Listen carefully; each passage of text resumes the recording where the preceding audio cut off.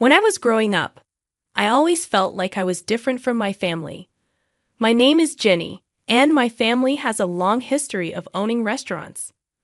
My dad, Joe, is a big and loud man who runs our family restaurant very strictly. My mom, Linda, is always busy managing the staff. Then there's my older brother, Mike. He's seen as the perfect one to take over the business. I remember one night at dinner, the smell of Dad's famous roast filled the air. Mom was excited about a new recipe they were trying. She asked me if I'd like it because it had a fancy herb I enjoyed.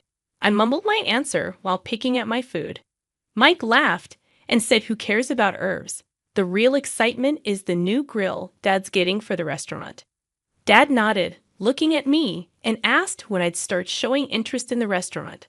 I felt small and unsure, saying I liked being outside with plants and stuff. Mom and Dad didn't understand. They thought I needed a real job to fall back on. I'd always felt a knot in my stomach during these conversations. But there was one person who understood me, Grandma Rose. She lived in a small house with a beautiful garden. She was gentle and patient, unlike my parents. I'd often went to her house to escape the talk of the restaurant. One day, I found her in the garden, and she asked me to help plant tulips. I asked her why Mom and Dad didn't understand my love for plants. Grandma Rose looked at me with her wise eyes and said that my parents just wanted what's best for me. But they don't see the world like we do. There's magic in these plants in the earth. It's okay to be different. Grandma Rose's words resonated with me. Even as the pressure from my family grew, I clung to her wisdom. Mike, my brother, often teased me, calling me the gardener in a mocking way.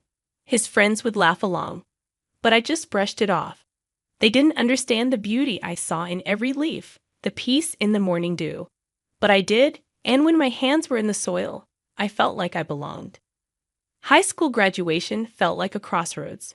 While my family buzzed with excitement over Mike joining Dad at the restaurant, I felt like a spectator in my own life. One evening, as we gathered in the living room, Dad talked enthusiastically about expanding the restaurant. He praised Mike for his upcoming role. Feeling invisible, I fiddled with a loose thread on the couch until Mom's sharp voice snapped me back. "What about you, Jenny? Ready to step up?" she asked, suggesting I work at the restaurant. It was now or never. "Actually, I'm not going to work at the restaurant. I'm going to study landscape design," I said, barely above a whisper. The room fell silent. Dad's face turned red with anger. "Landscape what now?" he barked, dismissing it as no career for me. Mike sneered, suggesting I just plant flowers for a living. My cheeks burned with embarrassment, but I stood my ground. "Yes, actually, that's exactly what I'm going to do. I'm good at it, and I love it," I declared. Mom looked confused and worried, urging me to be sensible. But I felt a surge of defiance. "It's not just playing in the dirt, Mom. It's creating something beautiful, something real. I'm not asking for your approval. But I am telling you, this is my decision," I asserted firmly. Dad slammed his hand on the table, his voice booming with anger. "If you choose this foolishness, you're on your own. Don't expect any help from us," he warned. I felt a knot in my stomach, but my voice remained steady. "Fine, I'll do it on my own." Grandma Rose, who had been quietly knitting in the corner, finally spoke up. Her voice was calm but carried weight. "Joe, let the girl follow her heart. She's got a gift, and it would be a sin to waste it," she said, her eyes fixed on Dad. Dad let out a frustrated grunt, turning away. "Fine, do what you want. But don't come crying to us when it all falls apart," he muttered. As I turned to leave the room, my heart pounding, Mike called out after me with sarcasm, "Good luck, gardener. Let's see how far those flowers get you." Stepping into college life felt like diving into deep water. It was thrilling yet daunting. I, Jenny, was far from the familiar paths of my family's expectations, ready to carve my own way in the world of landscape design. I still remember the buzz of the first day in class, the room swirling with the energy of eager students. I found a spot in the back, trying to shrink into the shadows. That's when Zoe, a girl with fire engine red hair and eyes full of mischief, dropped into the seat next to me. "Hey there, newbie. I'm Zoe. a first-timer in landscape design. She introduced herself. I gave a shy nod. Yeah, I'm Ginny. It's all a bit overwhelming. Zoe's laugh was loud and genuine. You'll fit right in. Wait till you get your hands into the real dirt. It's epic. What dragged you into this world? She asked. I hesitated, the memory of my family's disapproval still fresh. I've always loved plants, the outdoors. It's where I feel right, you know? Her grin widened. Perfect place for you then. Classes were a whirlwind of learning and creating. I absorbed things like a sponge, from the science of soils to the art of design. I was finally speaking a language I loved. After one particularly intense session, Mr. Davidson, our professor, a man as tall and sturdy as an oak, called me over. Jenny, your designs. There's something else. You've got a real knack for this, he said, his voice serious. Mr. Davidson's encouragement stunned me. Really, thank you, Mr. Davidson. I'm just trying to do my best, I replied humbly. Leaning forward, his eyes piercing, he said, there's potential in you. Don't let it go to waste, push harder. His words became my mantra. I moved into a studio, my designs becoming more ambitious, more expressive. It was exhausting but exhilarating. But even in those moments of joy, a part of me yearned for my family. Despite everything, one quiet evening, I gathered the courage to call home. The phone rang, each tone heavy with anticipation. Finally, Mom's sharp voice came through. What do you want, Jenny? Her tone stung, but I pushed on. I just wanted to check in, see how everyone is, I said. She snorted, her voice dripping with scorn. Oh, now you care. After running off to play in the dirt, abandoning your own family. Clenching my teeth, I fought to keep my voice steady. I didn't abandon anyone, Mom. I just chose a different path. Her laugh was bitter. A dead-end path, you mean? Don't expect us to be here waiting when it all crumbles around you. The call ended soon after, leaving a sour taste in my mouth, but also fueling a fire in me. I dove back into my work with a new intensity, determined to prove not just to my family, but to myself that I was on the right path. Life has a way of throwing curveballs, and mine came in the form of a phone call during my final year of college. It was Aunt Clara, my mom's sister, her voice shaky and strained. Jenny, it's about your Grandma Rose. She passed away last night, Aunt Clara said, her voice cracking with emotion. I felt the ground slip away beneath me. Grandma Rose had been my rock, the one person who believed in my dreams. Losing her felt like losing a part of myself. The funeral was a somber affair. My family was there, all stiff and formal. Dad, Mom, and Mike looked like strangers to me. After the service, I overheard Mom talking to Aunt Clara. I still can't believe she left that house to Jenny. What's she going to do with it? She can barely take care of herself, Mom said, her voice dripping with disapproval. I felt a surge of anger, but I bit my tongue. I didn't want a confrontation, not there, not then. The will reading was a few days later.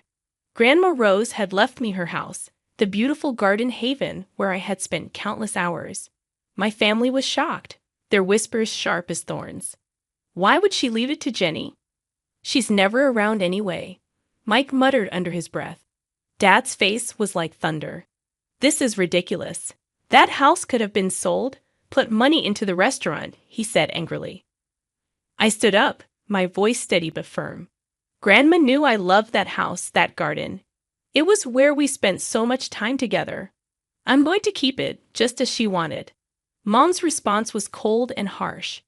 So you're just going to live there alone? Playing in the dirt? What a waste. Their words stung. But I had made up my mind. I moved into Grandma's house, immersing myself in the garden she had loved so dearly.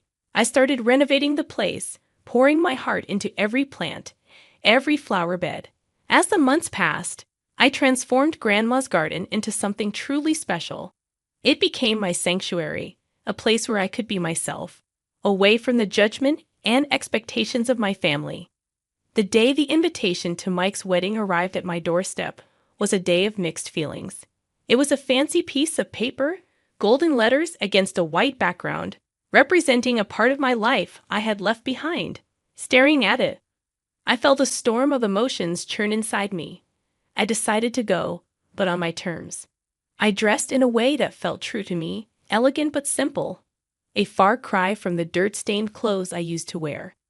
As they entered the restaurant, the sights and sounds of my past life engulfed me. Spotting my family across the room, Mom, Dad, and Mike, all dressed up and looking like a picture-perfect family, I braced myself and walked over. Jenny, I didn't think you'd accept the invitation. Mom's voice was sharp, cutting through the noise. I came to see Mike get married. It's a family event, isn't it? I replied, trying to keep my voice level. Mike glanced at me, his smirk familiar and unwelcome. What's the matter? Ran out of bushes to trim.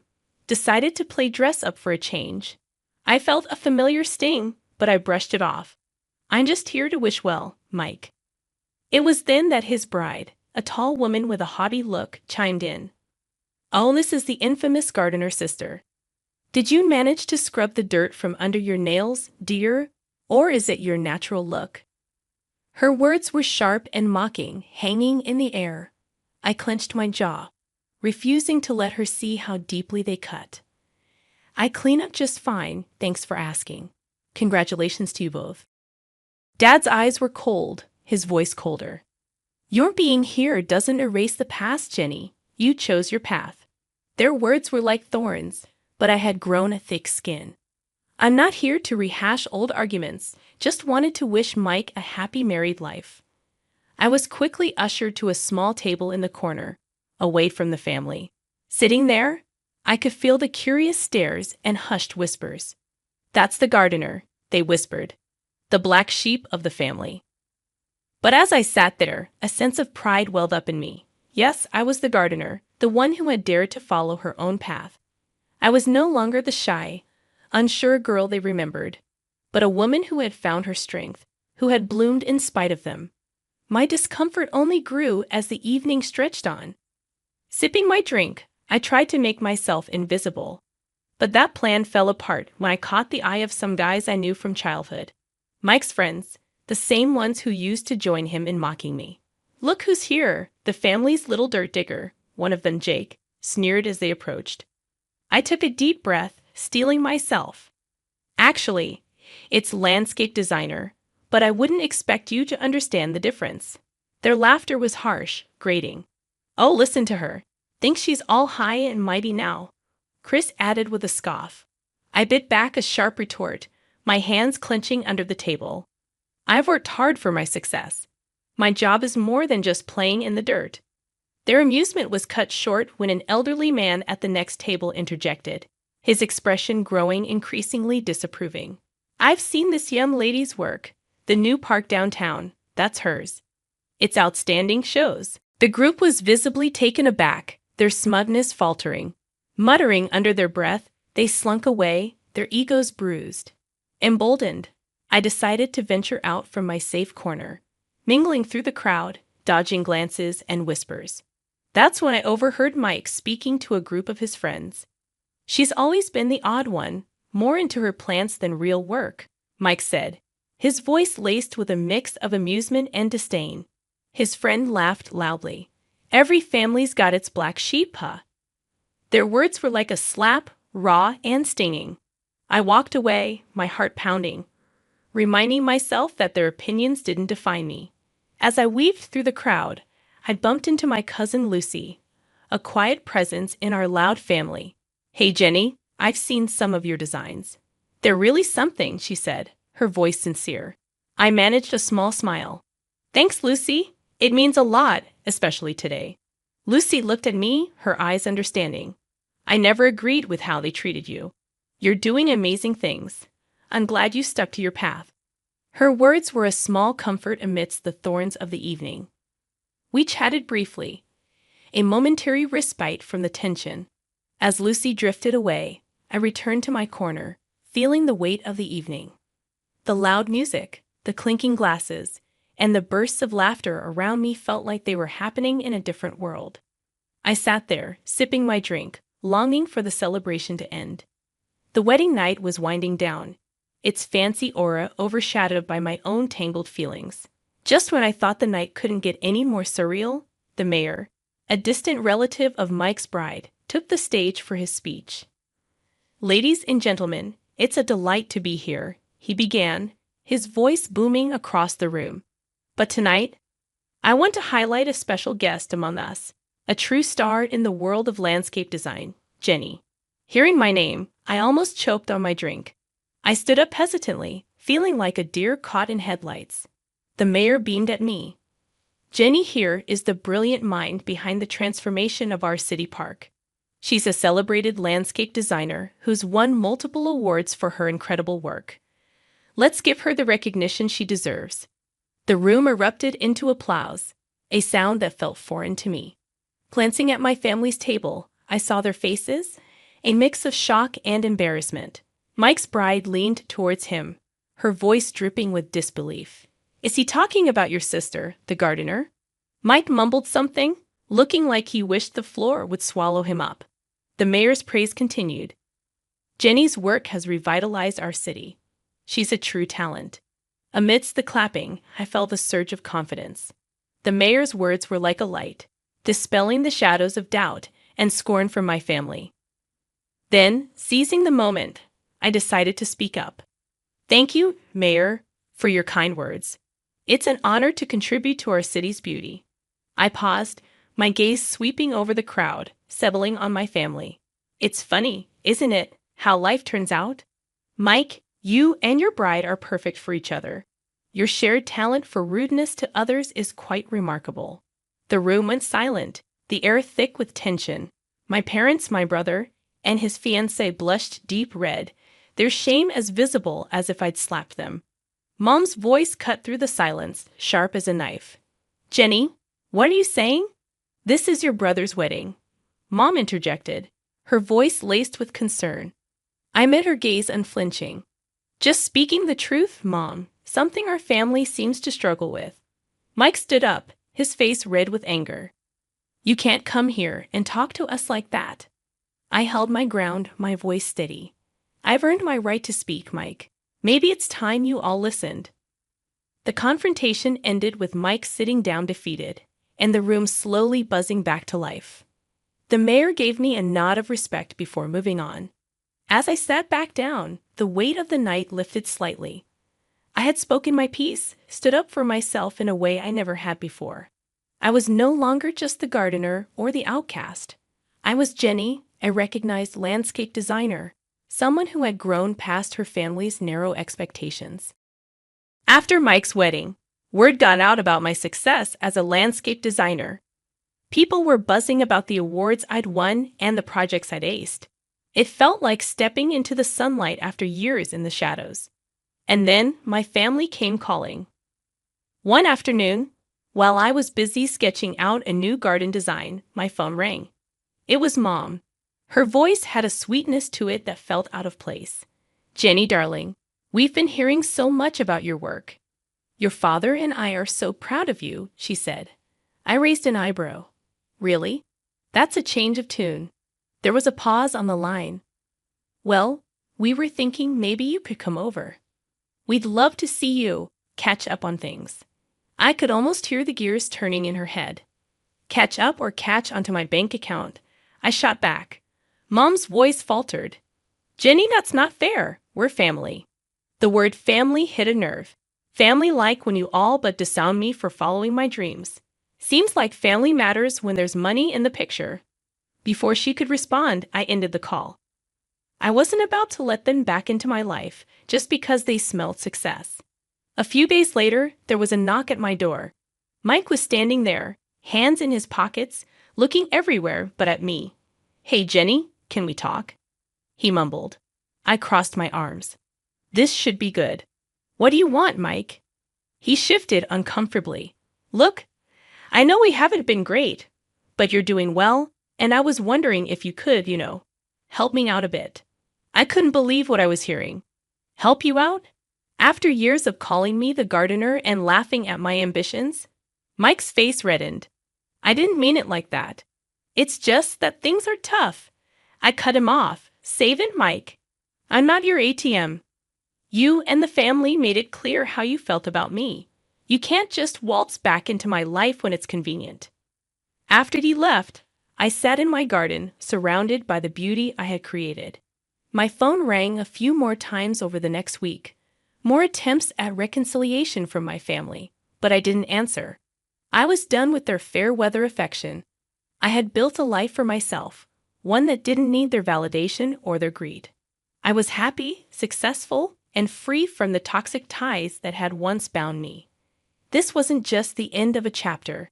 It was the beginning of a whole new book, my book, and I was going to make sure it was a bestseller, written on my own terms, in my own style. The new growth in my life was just starting, and I was ready for whatever came next.